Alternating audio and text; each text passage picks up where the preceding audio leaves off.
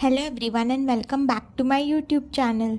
तो आज मैंने यूट्यूब पे जो आशीष अरोड़ा सर की स्पीड मैथ की क्लास थी वो पूरी कंप्लीट कर दी है एक सीटिंग में, और उसके मैंने सारे क्वेश्चन सॉल्व भी कर लिए थे। और फिर मैंने जो निमिषा बंसल मैम ने एक्सपेक्टेड पेपर कराया था वो भी एक मैंने कर लिया है, और मैम ने 4 एक्सपेक्टेड पेपर करवाए हैं तो वो सारे मैं करने वाली हूँ एग्ज़ाम से पहले।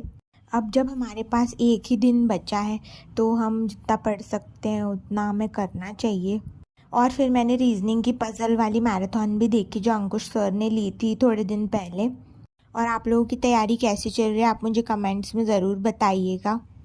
और यहाँ पर इस क्लिप में मैं बस जो सॉल्विंग कर रही थी स्पीड मैथ की, और मैंने अरिथमेटिक भी थोड़े बहुत चैप्टर रिवाइज़ कर लिए हैं, लेकिन थोड़े मेरे अभी रहते हैं पर वो मैं अभी रिवाइज़ नहीं करने वाली हूँ।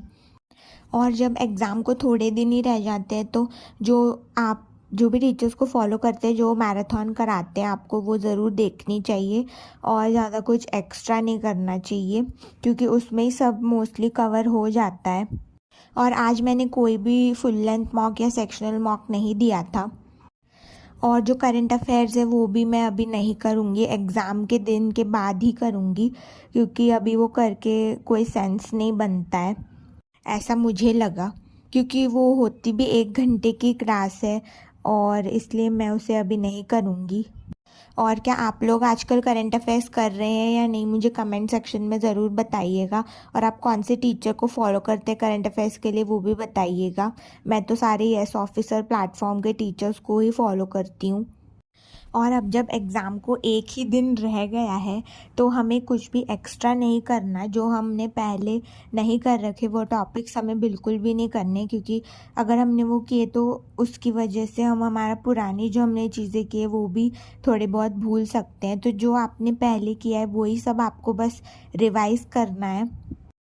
और बीच में जब बोर फील होता है तो आप कुछ मूवी वगैरह भी देख सकते हैं थोड़े घंटों के लिए, क्योंकि अभी हम इतना पढ़े हैं इतने महीने तो ब्रेन भी थोड़ा एग्जॉस्ट हो जाता है और नेगेटिव थॉट्स भी आ जाते हैं। तो हमें नेगेटिव नहीं सोचना है, उसके लिए हमें खुद को डिस्ट्रैक्ट करना है जितना हम कर सकें।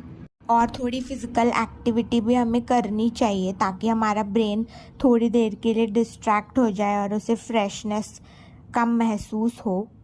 और अब मैं 1 या 2 फुल लेंथ मॉक ही दूंगी शायद, या फिर सेक्शनल मॉक, बस इतना ही दूंगी, 2 या 3, क्योंकि ज़्यादा मॉक देने से भी जब आपके मार्क्स उसमें आपको अच्छे आते हुए नहीं दिखते तो भी आपका डिमोटिवेटेड फील होता है और आपका ब्रेन भी एग्जॉस्ट हो जाता है।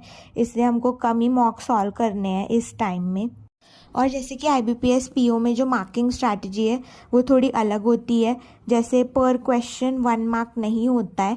तो उस हिसाब से जब मैंने गूगल पे सर्च किया था कि हमें कितने क्वेश्चन सॉल्व करने चाहिए ताकि हमारा स्कोर 60+ आए, तो उसके लिए हमें सारे सेक्शंस में 20+ क्वेश्चन तो सॉल्व करने ही होंगे। और जो आप लोगों का अच्छा सब्जेक्ट है जिसमें आपके अच्छे मार्क्स आते हैं उसमें मैक्सिमम मार्क्स हमें स्कोर करने की ज़रूरत है, तो आप लोग भी ज़रूर ऐसे ही कीजिएगा।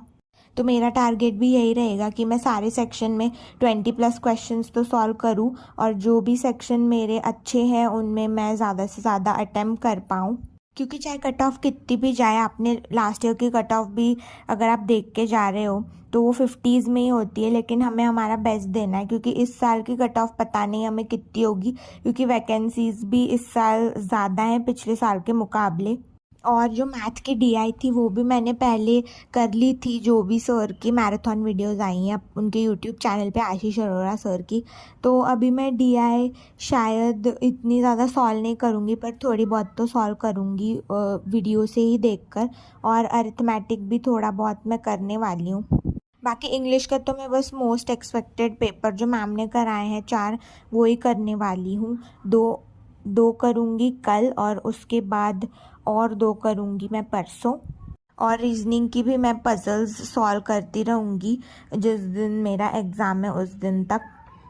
और मैंने एक शॉर्ट वीडियो भी देखा था जिन्होंने ये IBPS PO क्लियर किया है, तो वो भी कह रही थी मैम कि जब आपके एग्ज़ाम पास आता है तो आपके मॉक में मार्क्स अगर गिर रहे हैं तो आपको वो उस पर बिल्कुल ध्यान नहीं देना। आपको बस मतलब अपनी परसेंटाइल पे इतना ध्यान नहीं देना है, आपको बस अपना बेस्ट देना है, क्योंकि वो सबके साथ ही होता है। ये थोड़ी बहुत एफिशिएंसी तो सबकी ही गिरती है जब आपका एग्ज़ाम पास आता है। और जैसा कि आप देख सकते हैं, मैंने ये वाली मैराथन की थी, इसमें सारे स्पीड मैथ के टॉपिक्स कवर हुए थे। और मैंने पहले वाली भी मैराथन्स देख रखी हैं स्पीड मैथ की, तो आप लोग भी ज़रूर देख सकते हैं अगर आपकी स्पीड स्लो है। और फिर मैंने देखी थी ये वाली क्लास जो कि मोस्ट एक्सपेक्टेड पेपर की थी। इसमें एरर डिटेक्शन वगैरह में मुझे थोड़ी दिक्कत आती है, तो ये देख के मुझे बहुत मतलब कॉन्सेप्ट्स क्लियर हुए मेरे। और बाकी ये जो वर्ड रीअरेंजमेंट होते हैं ये तो मैं कर लेती हूँ, लेकिन मुझे ज़्यादातर क्लोज टेस्ट और एरर डिटेक्शन में थोड़ी दिक्कत आती है, तो वो ये पेपर्स देख के मैं ठीक कर लूँगी। एंड उसके बाद मैंने ये रीजनिंग की सॉल्विंग करी थी, जो भी पजल्स कराए थे इस वाले वीडियो में, और मैं और भी आगे करने वाली हूँ पजल सॉल्व।